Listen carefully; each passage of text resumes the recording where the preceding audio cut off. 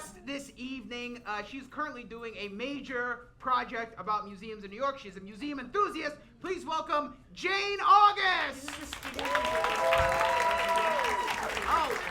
Founded in 1968, the museum's collection showcases art by African Americans and members of the African diaspora. It was founded on the belief that the African American community in Harlem should have a museum as a part of its everyday experience. And this past November, they reopened the museum in their brand new building, which is stunning. It features 5 floors of exhibit space, as well as a theater, cafe, and classroom spaces. They have highlights from the museum's collection of nearly 9,000 works of art, a timeline celebrating the museum's 60-year history and everything that led to this new building, a fabulous show of the work of Tom Lloyd, who is a pioneer of using electric light as an artistic medium, and in the resident studios and lounge, there's an installation showcasing nearly all of the museum's former artists in residence. This new space is absolutely gorgeous, and it's thrilling to welcome back this groundbreaking museum. Wow.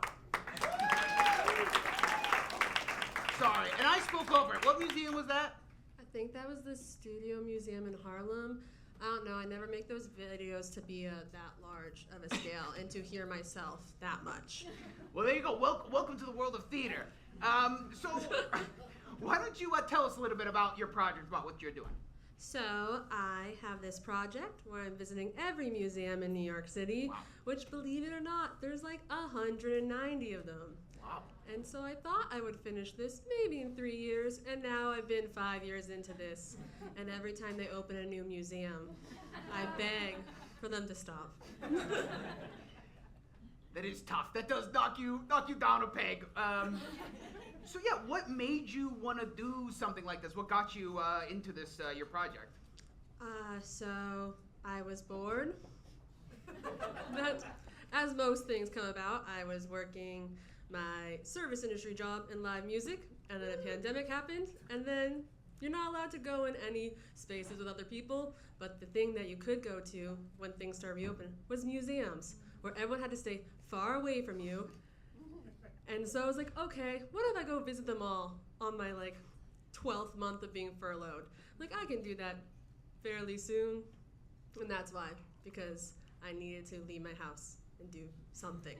Sure. Some of you made sourdough. She went to museums.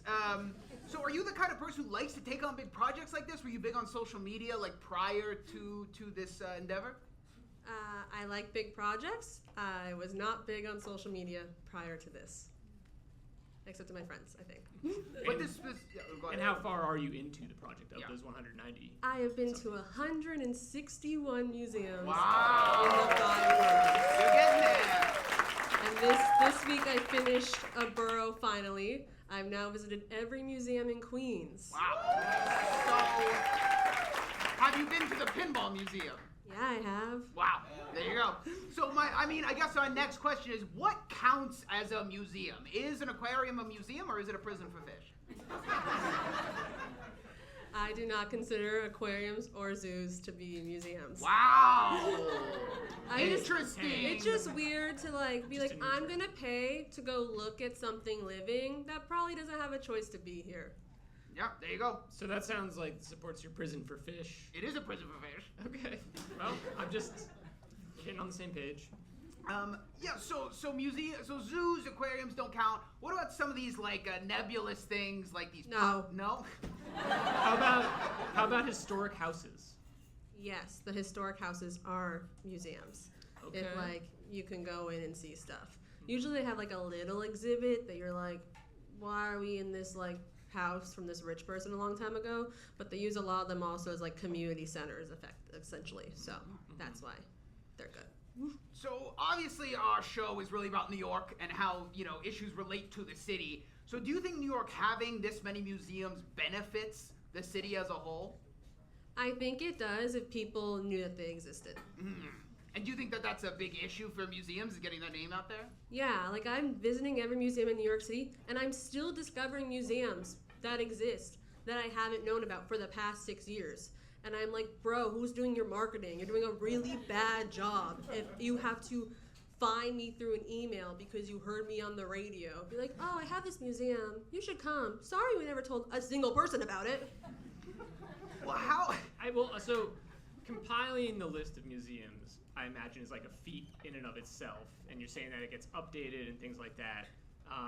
So I'm just curious, like, what has it been sort of like sleuthing out New York's museums? It's been work. Well, I made a spreadsheet that's pretty infamous. Here we have and it.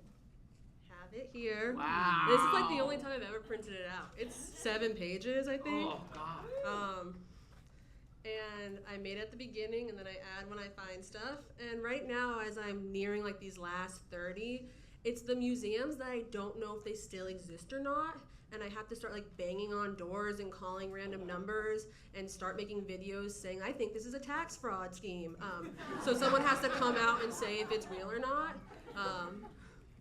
So yeah, I mean, because you are now, you've gained a lot of notoriety online as like this person doing this project. Yes. So I assume museums are, you're saying, reaching out to you also to have you come and help them advertise. Because I have a feeling that your TikTok maybe has more followers than the average small museum in New York. Yeah, that is correct. But then I've also learned that a lot of the people who work and run some of these smaller museums don't understand the internet still. Sure.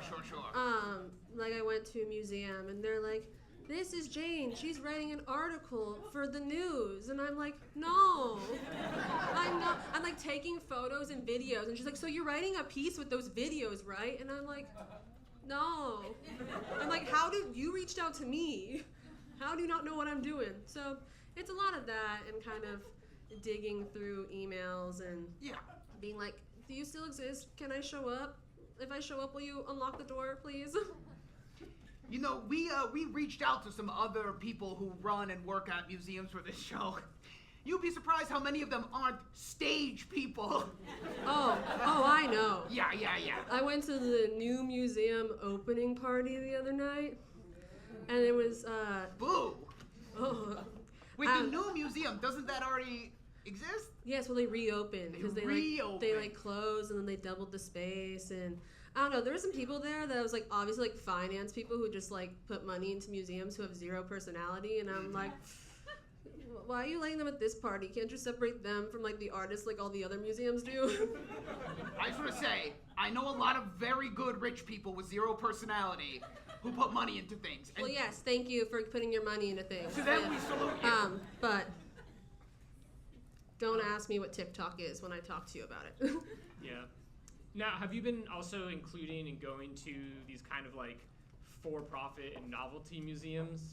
It depends which ones they are. Like if they serve some sort of educational or artistic purpose, usually like, yeah. So Museum of Broadway, it's a for-profit museum, but it fills like this gap that there was no sort of educational institution museum about theater in New York City. So we're like, yeah.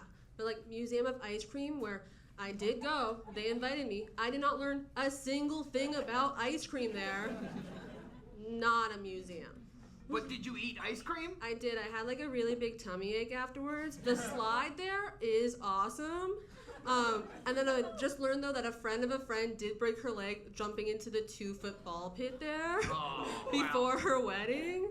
So really, Museum of Ice Cream I think is an experience. I don't know if you should go experience it, but it is one. Nothing like giving people a tummy ache and then shoving them down a slide. I mean, I guess, what would you say is like the general status of museums in the city right now? Like, are they thriving, or is this something we should be concerned about? I don't know. I don't do their bookkeeping. Great. I don't. Here's the thing. I'm at the point where I also don't pay to go to most museums, so Hell yeah. I'm really like, I don't know what's going on there. Like, hope you can get in with your library card, kind of deal. Hey, I don't gotta pay the toll on the Triborough Bridge. You know what I mean? Okay. I do, but I don't have to. I do because I like it. So there's also been a recent push for museum workers to unionize. You know, the Met unionized recently. There's a couple other who are in the process of doing that. I mean, will that impact a museum in a large way? Yeah, the people who work there will be like happy to go to work and not have to be like broke going to their job dealing with tourists. Like, it's good. I don't always love people going to work and getting happy, but work is to make you sad. And that's why you're dead.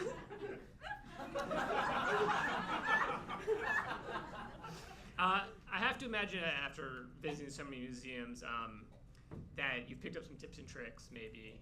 Do you have any advice for, like, your average person just heading out there into the city to see a museum or two? No. Okay, great. I imagined wrong. I think go on a weekday in the morning when people aren't there because everyone else is at work. That's a hack. That's a hack. That's a life So hack. don't go to work. Go to the museum when Don't. everyone else is at No, work. Go to work. Go to work and then think about the museum you could be at. And then continue, I don't know, graphic designing? I don't know what you people do. I just walk All right. around and look. I don't really process anything. I'm just like, that's cool, that's cool, that's cool. So people ask me about, like, what did you learn or see? I'm like, I don't know. I research it all afterwards to make the video. Okay, so I'm not going to ask you that. How do you feel about how much it costs? I mean, I know you don't pay for museums anymore, but, you know, some museums are you have to pay to get in. Others, like on Evan's incredibly impossible to read list, you don't have to. So where are you on, like, how much it should cost to get into a museum in New York? I think if you live in New York City and you pay taxes in New York City, you should not have to pay $30 to go to the Guggenheim. There was an anti-Guggenheim person out here earlier, so... I like the Guggenheim, okay? I'm going tomorrow, so... Really? Yeah. What, is there any... What, are you going to see something specific? Yes, but I don't remember what it is. Great.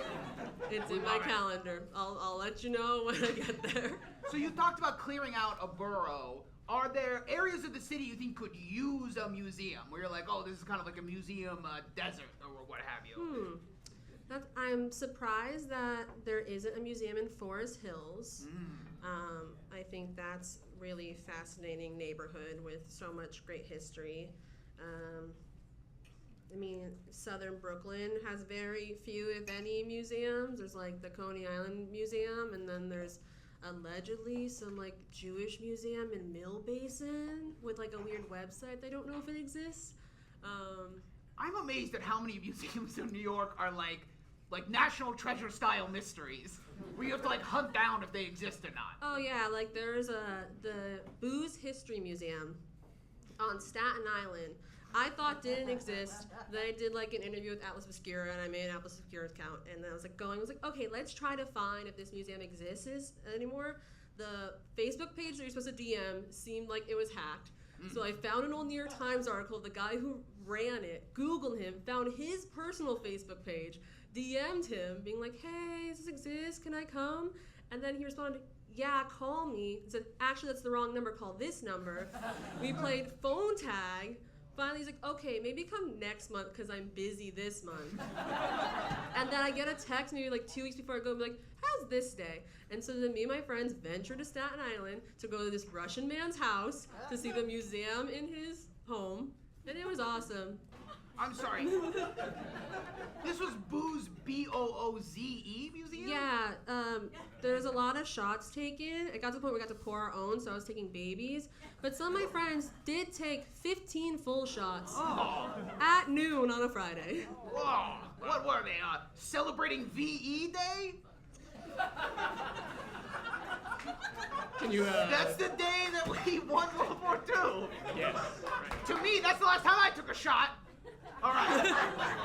I also didn't know she meant boo like scary sounds. Yeah. We wanted to ask you maybe yes. to wrap up here about a few museums specifically. We already talked about the Red Hook Pinball Museum, right? Yes. A great museum. Love Red Hook Pinball Museum. Could you tell us a bit about the Museum of Reclaimed Urban Space?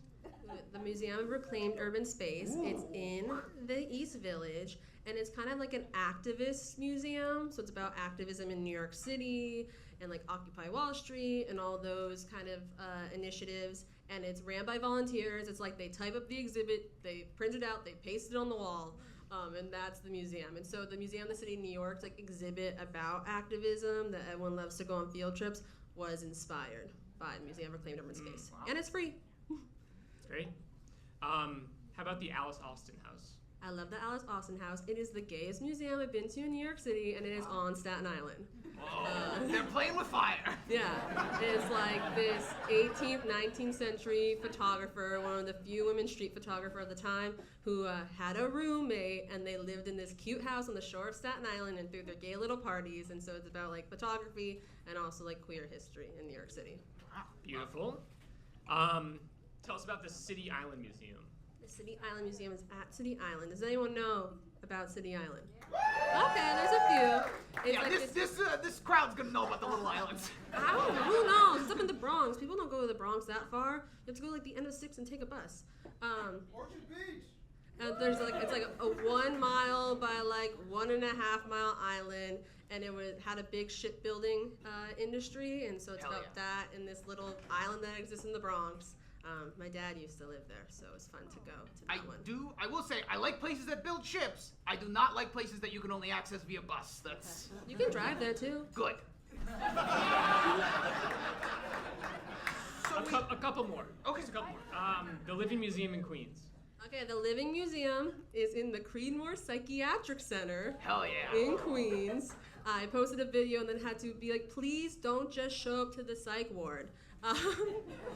It's this concept from Europe that these two psychologists brought over, which is for people who are mentally disturbed, why are we trying to like reacclimate them to the world when really we should bring the world to them? So it's kind of like this big warehouse, and all the patients have their own like art studios, and they just like make art about how they interpret the world, and it's like a really beautiful and cool place, like around like the abandoned buildings on this psych ward.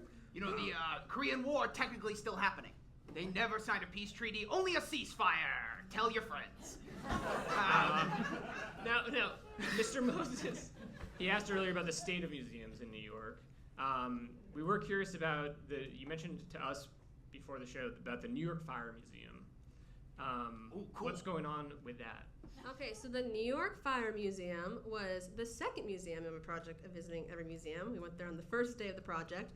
And it's about like the firefighting history of New York City and FDNY, who we like because they don't kill people. And I wouldn't put it past them. basically, it's like in Soho, and next door, like Disney's building some new office that costs like $1 zillion, and they're doing so much construction that it like dismantled like the foundation, so they had to like evacuate the building and haven't been able to be open for like a year. It is Disney that's building that? That is what the New York Post article said, Wow. which I decided that's the one I would fact check with. Hoppers in theaters now. Go see Hoppers. Every dollar you spend there goes to that building. All right. We do like to do something here with all our guests, which is we have a call to action where we just talk about something where people can actually right now support a cause. So you were talking to us about the Sandy Ground Historical Museum. Yeah, so I have not been there because it doesn't exist right now. The Sandy Ground Historical Museum closed during the pandemic because it was flooded, and so they've been trying to kind of rebuild it or find a new space. So it became the Watery Ground Historical Museum. Hey, come You're on. not going to want It's to a make museum about Black history, so. Yeah. You're not gonna wanna- We got the money. So right now they're from the emails I've had with them, which they also don't seem to really be good at emails.